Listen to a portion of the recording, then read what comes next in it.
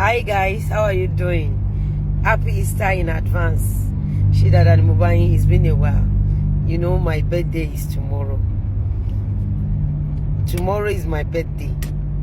These are the things that I want from you.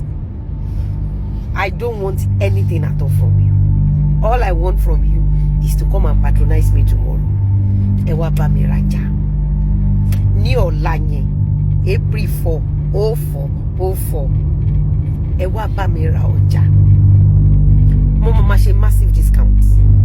Bá de ṣe massive discounts. La mama ganu sí. Analysis te. Ẹ̀yin èèyàn mi, ẹ tẹ́tí bẹ̀lẹ̀ jẹ́ kí ẹ gbọ́ gbogbo ọ̀rọ̀ tí Lizzy Anjorin tí ó sọ nípa arákùnrin Portable tí wọ́n bára wọn fa wàhálà. Arábìnrin yìí yóò ti sọ̀rọ̀ gidi gan nínú fọ́nrán yìí. Ó blast rẹ̀, ẹ jẹ́ ká gbọ́ nǹkan tí ó sọ nípa Portable. Tí ìrètí kí wá ṣe fún yín, ọ̀la la máa ṣe.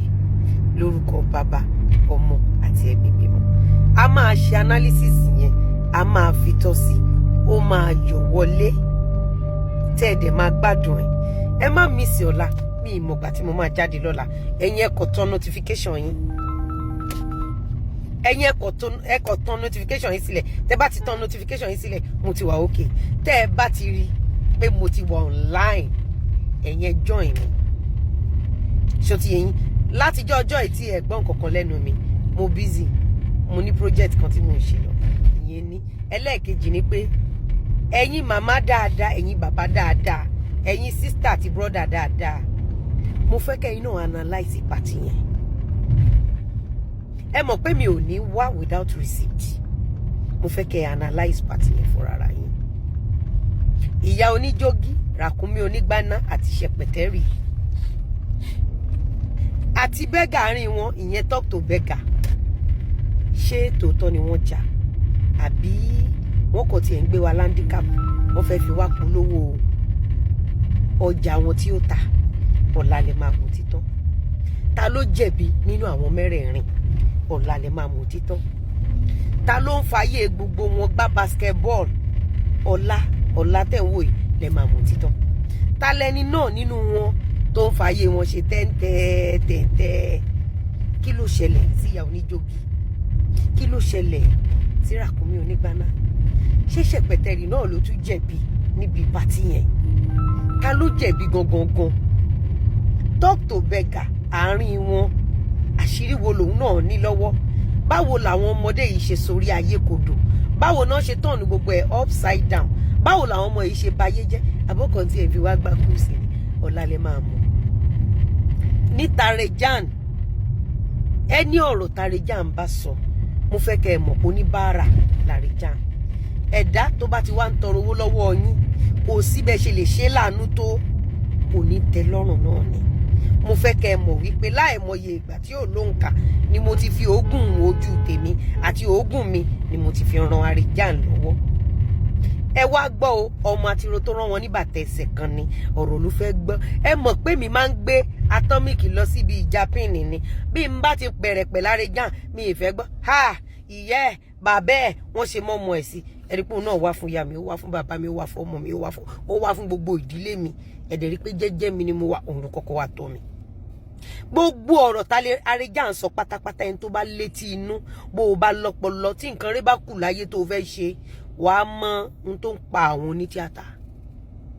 Tó o bá lórí ọ̀fẹ́ láti listen sí àwọn ọ̀rọ̀ tí Tarejan sọ nípa Lizzy, àwọn fẹ́ fi ṣeré òwèrè, a lọ múra.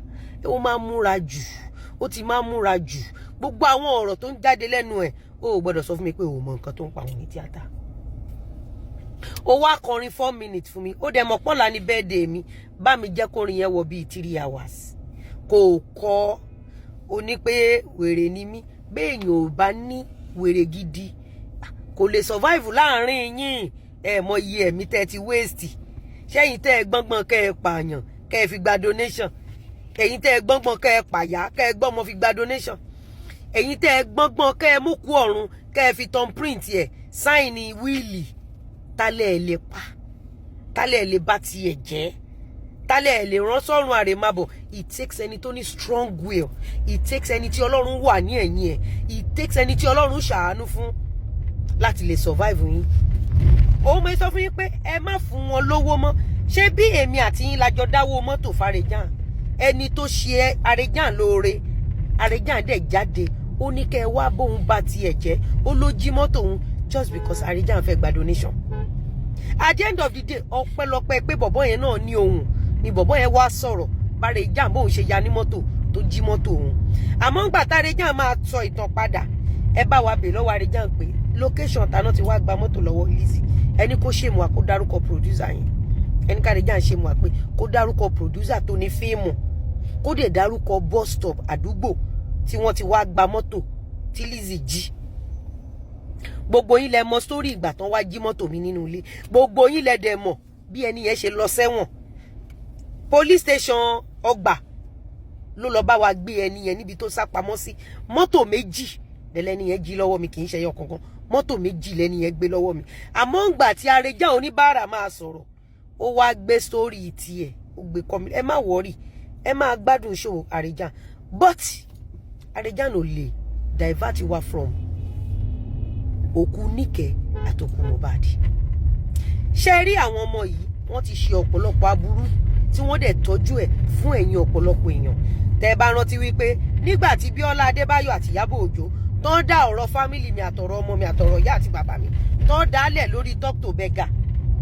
Ṣé rí ọdún tí mo fi dákẹ́ nígbà tí máa wá fún wọn ní upper court torí wípé mo débi kéèsì Níkẹ́. Bíọ́lá ò mọ̀ wípé kéèsì Níkẹ́ lè padà jáde. You see that Níkẹ́'s case ọmọ tó sọ pé ajá bá òun sùn tí Bíọ́lá fúnra ẹ̀ confirm wípé ọmọ tóun interview recently pé ajá bá sùn ọmọ yẹn ti kú kò dẹ̀ sí Nàìjíríà kankan tó béèrè òkú ọmọ yẹn autopsy ọmọ yẹn dà ibo náà sí ọmọ yẹn sí. Bíọ́lá wá padà jáde wípé ọmọ yẹn ò kú meanwhile irọ́ ni ọmọ yẹn kú. Ìyábọ̀ ló pe Talk to Beggar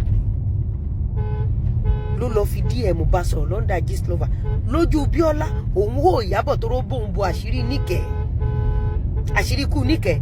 Meanwhile Ìyábọ̀ ní Mohbad died inside the house. Àyíbẹ̀kọ nígbà tí Mohbad died inside the house báwo ni dọ́kúmẹ̀ntì Mohbad ó ṣe di ohun tí wọ́n fi fingerprint sign ẹ̀rí ogún ta ló mú ọwọ́ ṣé wíwá tí Ìyábọ̀ sáré wálé Mohbad láàárọ̀ ọjọ́ yẹn wọ́n wá mú ìka ẹ̀ thumbprint Mohbad òun náà wá gbélé gbogbo dọ́kúmẹ̀ntì Mohbad pé kí Ìyábọ̀ máa kó gbogbo ogun Mohbad lọ. Kí ló mú Ìyábọ̀ Òjó bẹ̀rẹ̀ sí ní béèrè royalty Mohbad lọ́wọ́ Naira Marley. Àmọ́ ká tó tún lọ sínú yẹn kí ló wá ṣẹlẹ̀ nọ́mbà 1 àná ǹjẹ́ kò máa dàbí wípé wọ́n ti lo ọgbọ́n àlùmọ̀kọ́rọ́ yìí ṣé kò dáyé pé Gist Lover ó ti lọ nọ́mbà 1 àwọn ẹni àná ó ti lọ lẹ́pọ̀n sẹ́yìn ta ló ń gbá géèmù náà àwọn ọmọ yìí. Kí ni stand Ràkúnmí Onígbáná kí ni Ràkúnmí Onígbáná máa ń fẹ́ gbà nínú competition tó bá rí jọ́ táwọn tó kù ẹ fẹ́ gbé nǹkan oríire jáde òun náà máa jáde ńjọ́ yẹn bó bá rẹ́ni tó wọlé òun náà fẹ́ jí bó bá rẹ́ni tó ṣe tọ̀hún kí ló dé tí Ràkúnmí máa ń fẹ́ sacrifice orí aláìṣẹ̀ nítorí àti ta ọjà tó jẹ́ pé wọ́n bá coins tó bá padà rí ńbẹ̀ Gbáná ló máa fi mú. Kí ló bá ìyá oníjógí kí ló dé tó ṣe wá gbó lójijì kí ló padà mú tá a wá ń padà rí pẹ̀lú àwọn ṣẹ̀pẹ̀tẹ́rì ńgbà tọkọ ìyá oníjógí wà láyé ńgbà tí ìyá ẹ̀ wà láyé ìyá oníjógí ṣe bí ẹni tó rí àlùbáríkà ẹ̀ lò kí ló wá padà ṣẹlẹ̀ sí nígbà tí ọkọ ẹ̀ lọ tí ìyàwó ẹ̀ tí ìyá ẹ̀ lọ. Ǹjẹ́ ká sọ wípé ọkọ ẹ̀ yẹn gangan lolùrànlọ́wọ́ kádàrá ẹ̀ tó fi rí ló ń gbà ẹ̀ because láìgbà tọkọ ti kú tí ìyá ti kú ló wá dàbí wípé ìyá oníjógí ò wá rí ayé lò mọ́. Ìyá oníjógí wá sọ̀kalẹ̀ láti àkàbà kínní ó wá padà sí below the ground. Èmi àti yín rí ògolo tó bá tó àsìkò tí èmi àti yín fẹ́ rí ògolo èmi àti yín ò ní ṣàgbákò ṣẹpẹtẹrì àwọn ọmọ èmi àti yín ò ní ṣàgbákò ṣẹpẹtẹrì àti Ràkúnmí Onígbáná. Ẹ tún gbọ́ mi èmi àti yín àtàwọn ọmọ wa à ní ṣàgbákò ìyá oníjógí. Sórí irú ẹ̀dá tó bá jẹ́ ni irú ẹ̀dá tó máa padà ṣàgbákò nú ayé.